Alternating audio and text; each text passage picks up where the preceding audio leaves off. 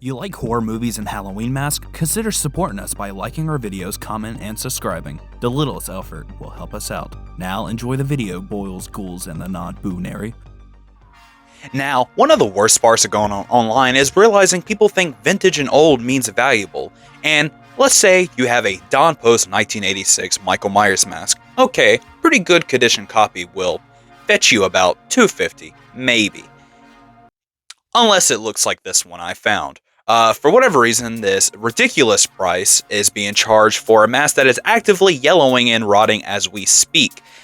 Looking at this photo, I can just kind of hear the crunch of the mask. It has that very distinctive, Taco Bell bathroom smell that a rotting mask has.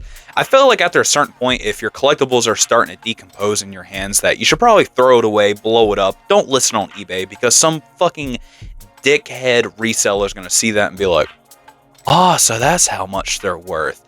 And this wasn't the only Michael Myers mask that I found. This one looks like pencil shavings, is literally the only way I can describe it. The high prices, they continue with this Don Post H2 mask. $400. I don't know if 15 years makes it worth $400. Actually, I think the value has went down, but this eBay listing has been up for multiple years, but one day it will sell. If we're talking about Michael Myers masks that makes me want to fucking jab my eyes out and look like him at the end of H2, I like to call this one the George Costanza. You know, we're living in a society!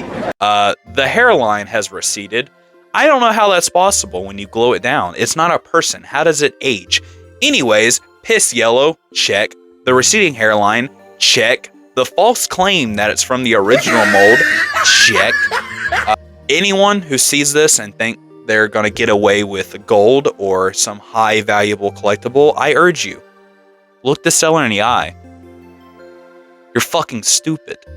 I'll be the last Michael Myers mask because I literally made an entire video dedicated to the worst ones.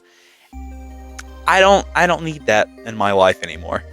When we're talking about the worst mask ever, who could forget Chucky?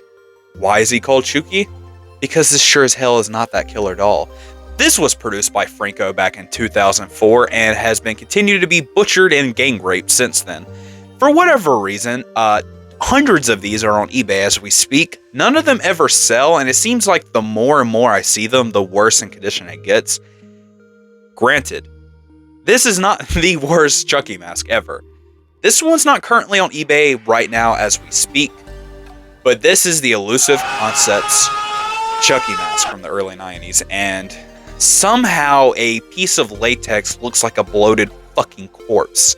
The weird makeup on his cheeks is scary enough, but the fact that it's starting to crumble at the chin is also pretty horrific, and I will apologize to Franco and everyone else involved, because clearly Mario Kyoto was smoking some of that good crack when making this. The next mask we'll be talking about is not necessarily because it looks horrific, it's because the price is horrific. Ever since Scream came back into the public conscience with Scream 5 and then of course Scream 6, people went into their basements, found a Ghostface mask, it doesn't matter where and when it's from, and decided, yes, thousands of dollars on eBay. And the thing is, I'm seeing TikTok, eBay, and Goodwill resellers. Did you know that this old Halloween mask from the 90s could be worth $1,000? He's out in the open and thinking they struck gold and are going to be able to afford a fucking mansion. No, because no one's buying it for these prices. You can list them for these prices. That doesn't mean anyone's going to buy them unless you're a rich asshole with no time on your hands. Let me do a little rundown. If you have a Gen 1 Ghostface with the Fun World Div stamp at the bottom of the chin, I would say at max you're going to get about $600 for it, depending on condition. If you just see a Ghostface mask and immediately assume that you have the rarest thing known to man next to the Holy Grail, drink bleach. When it comes to horror icons, I don't think anybody has it as worse as Freddy. Sometimes I like to just look at these and try to recreate what the artist was going for. Oh, let's not forget. I can't even do that one. What the fuck? It's like, Looks like fucking Sylvester Stallone getting head. Last but not least, we have the final piece.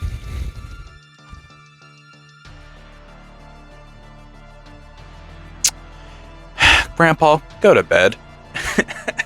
This was just a fun little short video I wanted to do to kind of pass time until bigger projects. We got a couple of new stuff coming up soon, couple weeks, next couple months. So this has been Matthew from Piscoli Productions. See you next time.